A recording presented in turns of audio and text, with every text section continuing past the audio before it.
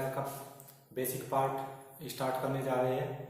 ठीक है, तो बेसिक चीज़ें आपके एग्जाम में तो मुश्किल है, लेकिन हमें ये चीज़ें पता होनी चाहिए जो मैं आपको बताऊंगा। लगभग ये मान के चलो आपका 10 मिनट का टॉपिक रहेगा। ठीक है, तो हम आज इसके बेसिक पार्ट से इसको स्टार्ट करते हैं, फिर मैं इसके पार्ट सेकंड और पार्ट थर्ड बनाऊंगा। 3 पार्ट में आपका कैलेंडर खत्म हो जाएगा। ठीक है, तो आप जुड़े रहिए तब तक चैनल के साथ और ज़्यादा से ज़्यादा दोस्तों के साथ शेयर करते रहिए। देखो मैं आपको बता दूँ, रीजनिंग का जो आपका टॉपिक है, रीजनिंग में टॉपिक क्या है हमारा? टॉपिक है हमारा कैलेंडर। ठीक है, अब देखो अभी तक हमारे कैलेंडर आपने सुने होंगे। ठीक है, आपने सुने होंगे शक संवत कैलेंडर, ठीक है, या फिर हिजरी या विक्रम संवत। ठीक है, और जो आपका चला हुआ है वर्तमान, वो आपका ग्रेगोरियन कैलेंडर चला हुआ है, वो मैं आपको पार्ट सेकंड में बता दूंगा। ठीक है, तो पार्ट फर्स्ट और पार्ट सेकंड को आराम से देखना है, ये आपका बेसिक पार्ट है। मैं आपको बता देता हूँ। सबसे पहला जो कैलेंडर बना था, माया कैलेंडर बना था। कौन सा बना था? माया कैलेंडर। ठीक है, माया कैलेंडर। तो इसके बारे में मैं फैक्ट लिख देता हूँ। सबसे पुराना कैलेंडर है, सबसे पुराना कैलेंडर है। ठीक है, सबसे पुराना कैलेंडर है। एक तो ये बात है इसके बारे में। दूसरी चीज क्या है? ये है सन 2400 ईस्वी पूर्व में बना था। ठीक है, दूसरा मैं आपको बता देता हूँ। दूसरा एक तो ये आपका माया कैलेंडर। ठीक है, इसकी रचना कब हुई थी? यह सन 400 ईस्वी पूर्व में हुई थी। तो मतलब जो ईसा जो आपकी अब सन चली हुई है, वो सन 1 भी चली हुई है, उससे पहले का भी कुछ समय रहा होगा। उससे 400 साल पहले ये माया कैलेंडर बना था। तो अब तक का प्राप्त सबसे पुराना जो कैलेंडर है वो कौन सा है? आपका माया कैलेंडर है। ठीक है, दूसरा आपको बता देता हूँ शक संवत। दूसरा क्या है आपका? शक संवत। ठीक है, शक संवत, इसके बारे में देख लेते हैं। जो इसकी रचना थी, इसकी रचना किसने करी थी? कुषाण वंश का शासक था। कुषाण वंश का शासक। ठीक है, कुषाण वंश का शासक था। शासक कौन था? कनिष्क। आपने नाम सुना होगा, कनिष्क था। और कब की थी इसकी रचना? कब की थी? 88 ईस्वी में। कब की थी इसकी? 88 ईस्वी में। और 88 ईस्वी में कब की थी? 88 ईस्वी में। और किसके उपलक्ष्य में की थी? कश्मीर विजय के उपलक्ष्य में। ठीक है, सन 1878 ईस्वी में कुषाण वंश का शासक था कनिष्क। उसने कश्मीर को जीता था, और जैसे ही कश्मीर को जीता तो उसने क्या सोचा कि मुझे एक इतिहास बनाना चाहिए, और इतिहास के लिए मुझे डेट वगैरह याद होनी चाहिए। तो उसने उसी टाइम क्या करा? एक कैलेंडर बना दिया था। और वो कैलेंडर कब था? जब सन हमारी 78 चल रही थी, उसके अकॉर्डिंग सन 1 थी। ठीक है, तो हमारा जो ये था कब बना था? 78 ईस्वी पूर्व में बना था। किसने बनाया था? कुषाण वंश का शासक था। कौन था? कनिष्क था। ये आपको याद रखना है। और किसके उपलक्ष्य में बनवाया था? कश्मीर विजय के उपलक्ष्य में। ठीक है, तीसरा नंबर आता है, अब देखो मैं आपको बता दूं, शक संवत का पहला दिन कौन सा होता है आपका? पहला दिन, ये चीजें आप याद रखेंगे। पहला दिन 22 मार्च होता है। कौन सा होता है? 22 मार्च। ठीक है, क्या होता है? 22 मार्च। शायद जल दिवस भी मनाया जाता है। ठीक है, जल दिवस हो या अंतर्राष्ट्रीय महिला दिवस हो, कुछ इस तरह से, लेकिन कंफर्म नहीं है, ये मैं कंफर्म भी नहीं कह सकता। लेकिन मुझे इतना याद है कि शक संवत का जो पहला दिन होता है वो 22 मार्च को होता है।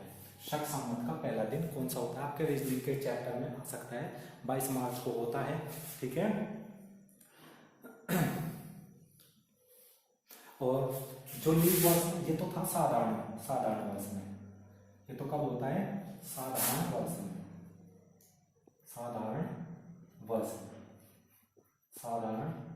में। अब यहां से एक सवाल उठता है कि अगर लीप वर्ष हो, अगर ये लीप वर्ष हो तो शक संवत का पहला दिन जो हो जाएगा एक दिन घटा दो, 21 मार्च को हो जाएगा। 21 मार्च ये किसके अकॉर्डिंग होगा, लीप वर्ष के अकॉर्डिंग होगा। ठीक है, आप उम्मीद करता हूं कि आपको अच्छे से समझ में आ गया होगा।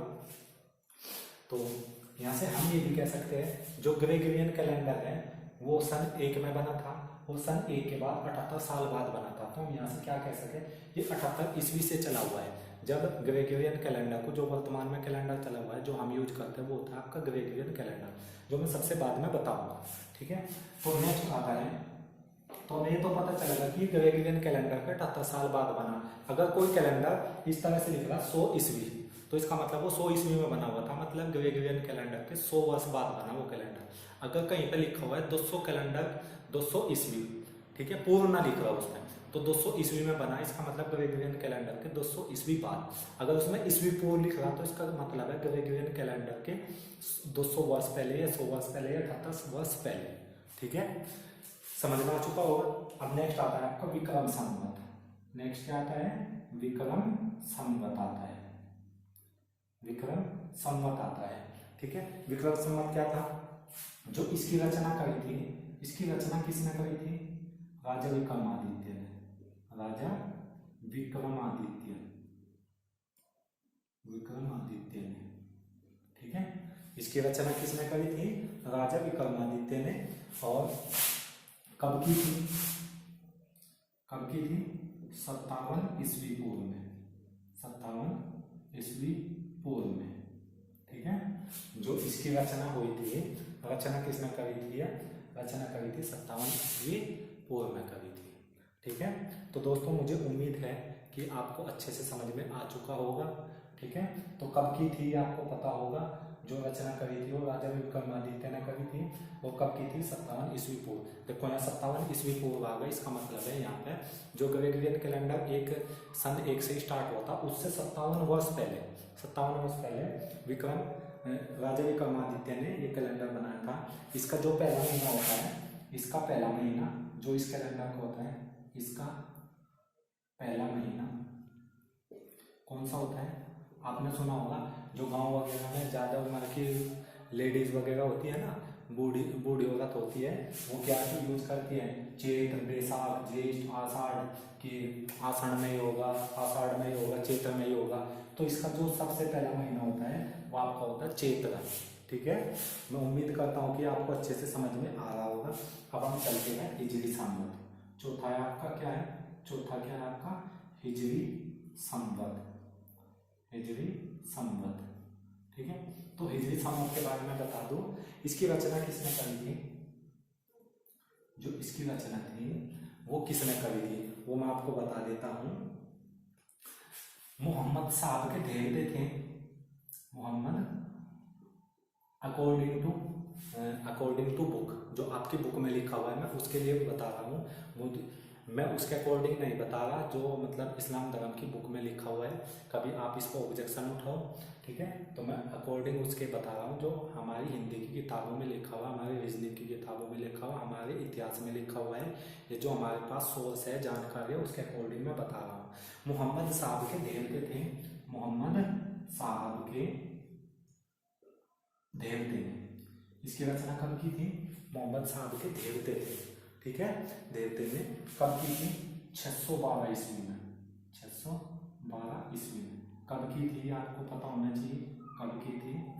ठीक है, 612 ईस्वी में। ठीक है, और ये दुनिया का एकमात्र ऐसा, इसके बारे में एक फैक्ट देख लेंगे, दुनिया का एकमात्र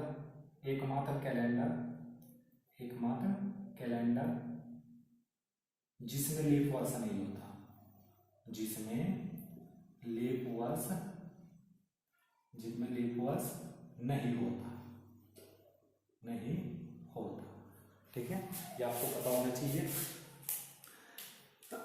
और इसका पहला महीना कौन सा होता है, अभिग्रह पहला महीना।